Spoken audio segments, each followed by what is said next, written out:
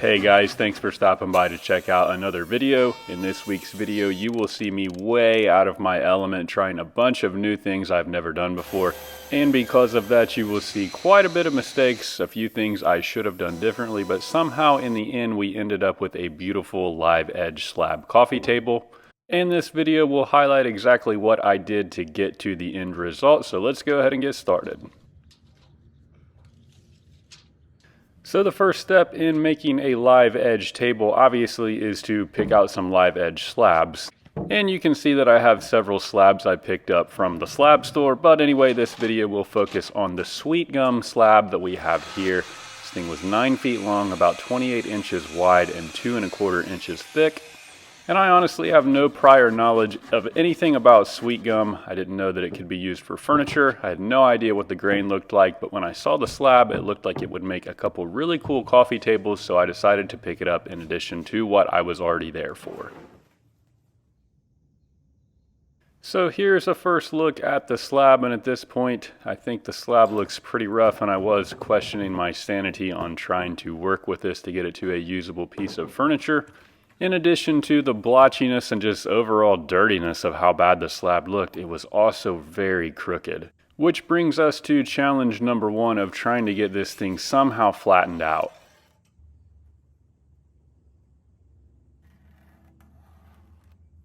So I used a straight edge to draw a couple lines to see if I was able to somehow perfectly flatten this out. Best case scenario, I would be down to just under 1.5 inches thickness. So rather than try to plane it, I decided to cut the board in half and make 2 different profiled boards going this way. Hopefully I'd be able to joint them in the middle and keep the slab thicker than it would be if I flattened it in one piece.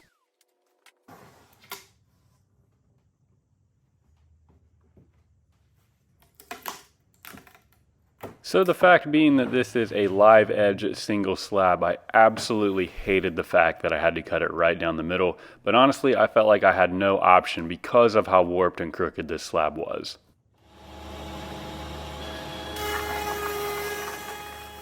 One of the positives about cutting that slab down the middle though was that after it was cut into 2 sections, I could use the planer to flatten each section rather than having to use the router sled.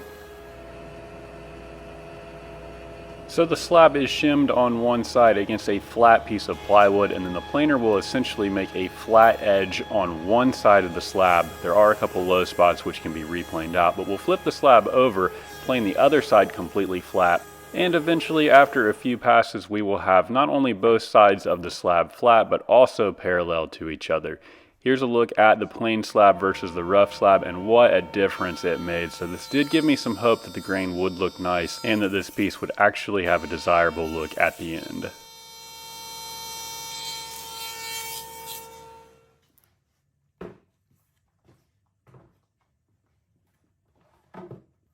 So after the faces of the slabs are planed flat, we run the edges over the joiner to give us a perfect 90-degree angle, and then these slabs can be reattached in the middle. At this point, it probably would have been helpful to use dominoes in the middle, but for whatever reason I decided against that, and then I just used bar clamps across the top and the bottom to glue this thing up the best I could.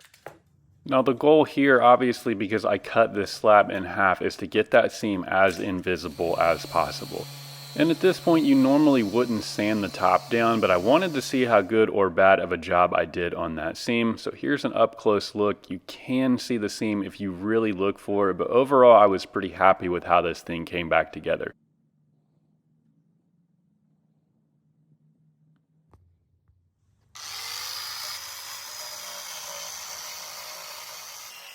Next, we need to focus on the live edge pieces of this. Now typically with a live edge slab, you'll need to get rid of all of the bark, because if you don't, that bark will eventually fall off, leaving your table with an unfinished edge.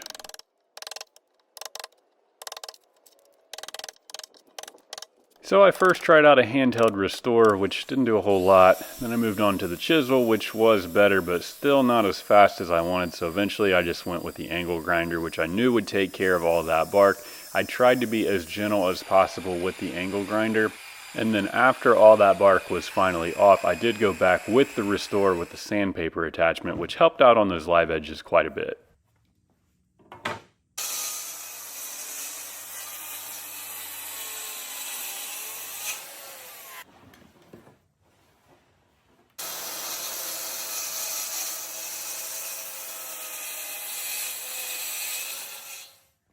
After getting the edges flush cut with the track saw, I needed to focus my attention to all the gaps and the voids on the tabletop. These would be filled with epoxy, but first I needed to clean all the garbage and the dead broken wood as well as scraps out of each of all the cracks.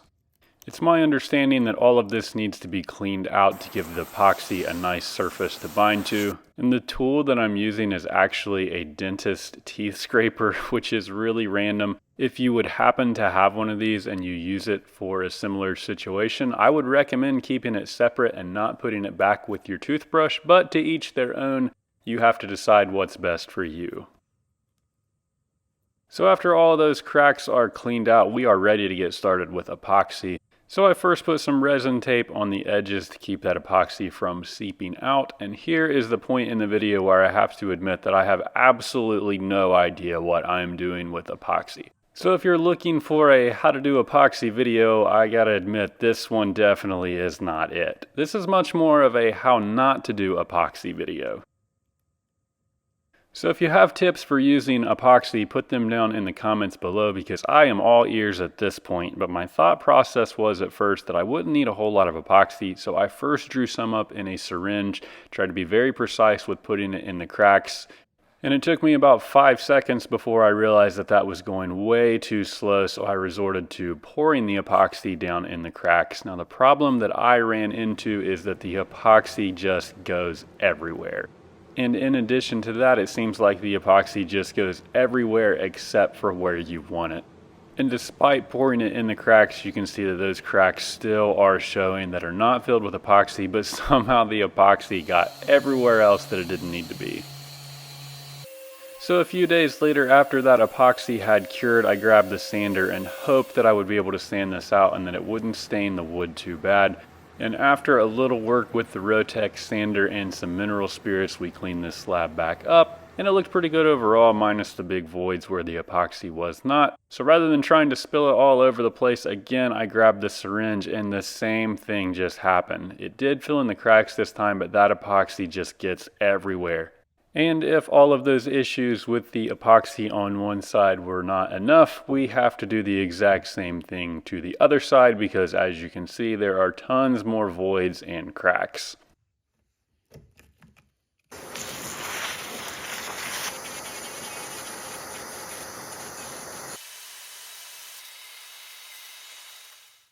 To be a little more efficient on cleaning up some of the cracks and voids, I grabbed a Dremel, and then after they were all cleaned up, it was back to putting more epoxy in all of the voids on the back side.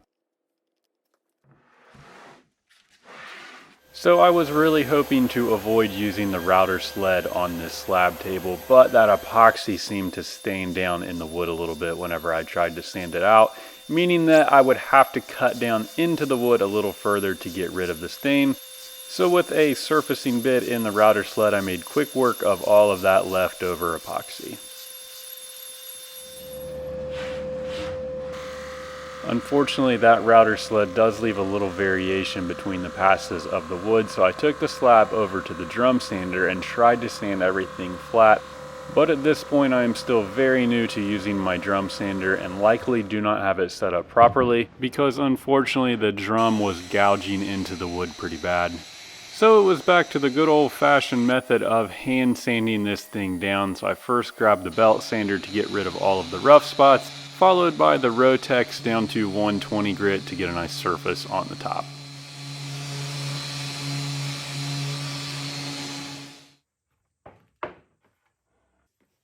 At this point, despite the issues with the epoxy and the sanding, the slab is looking pretty nice. But one potential issue with live edge slabs is their ability to warp across the grain. So we'll need to reinforce this slab up under the underside to make sure that it does indeed stay flat. To do this, we'll be using some steel C-channel, which needs some grooves cut out on the underside so that C-channel can be recessed up inside of the slab. I first tried the palm router, which felt like a terrible way to do that, so then I moved over to the bigger router with the edge guide, but finally found that just using it with the rail attachment was the best way to make sure I would have those grooves lined up with each other.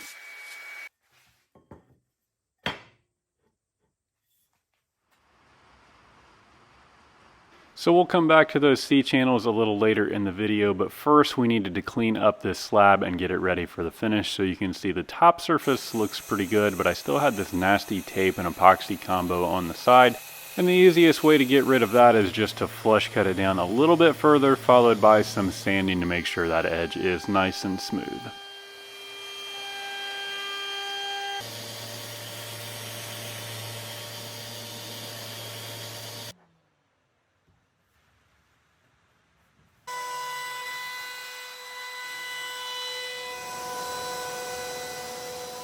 At this point, this slab is almost ready for finish, but first I wanted to knock off all of those sharp edges. So I used a 1/8 inch round over bit, followed by some sanding on the top and the sides. While the slab is coming along nicely and starting to look awesome, a closer look will reveal that after all this work, we still have some tiny holes in the epoxy. So rather than pouring epoxy back on them, I just grabbed some Starbond, gave it a second to fill in those gaps, and then once it is sprayed with the activator, that will harden and fill in those holes completely.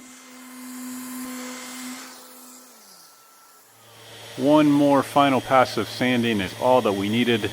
As much as sanding sucks, it is very crucial to get a nice finish. We've done all this hard work, so we want to take a little extra time and sand everything down and make sure that there are no scratches or voids or swirl marks.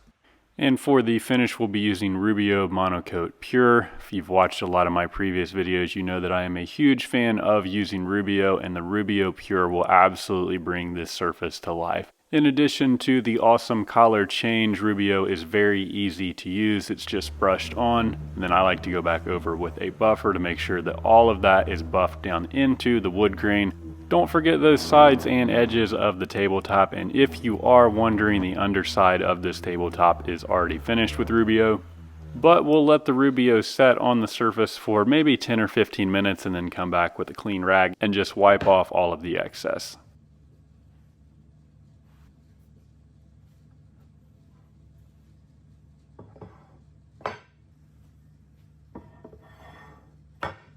We will let that Rubio set for a couple days to dry, and then after it is safe to flip this tabletop over, we will come back and put these C-channels in place up on the underside of the slab top.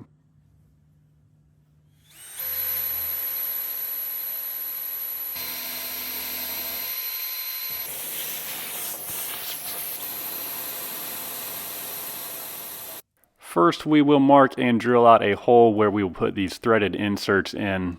And these threaded inserts have threads on both the outside, which will grip the wood to keep them in place, but also on the inside so that we can put a bolt or hardware through the C-channel down into the insert to keep everything securely in place.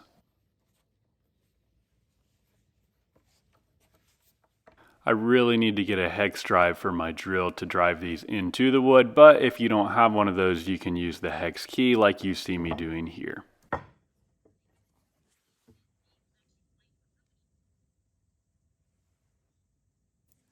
Next, we'll use these furniture bolts to bolt the C-channel into those threaded inserts. And the whole idea of this C-channel is to keep the slab flat. So that C-channel being thick gauge steel will not bow or will not bend. As we apply pressure to the bolts, it'll snug the wood to that C-channel, essentially preventing it from cupping. The legs are attached in the exact same manner as the C-channel, and one thing worth noting is that all of the slots on the C-channel as well as the outside slots of the legs are elongated, which will allow the slab to expand and contract slightly with humidity and temperature changes over time. If these slots were not elongated, the legs and C-channel would hold that wood in the exact place, which would prevent wood movement over time, risking a crack down the length of the tabletop. The steel on the leg bracket was not quite as thick as that on the C-channel, so I used smaller bolts to attach the legs.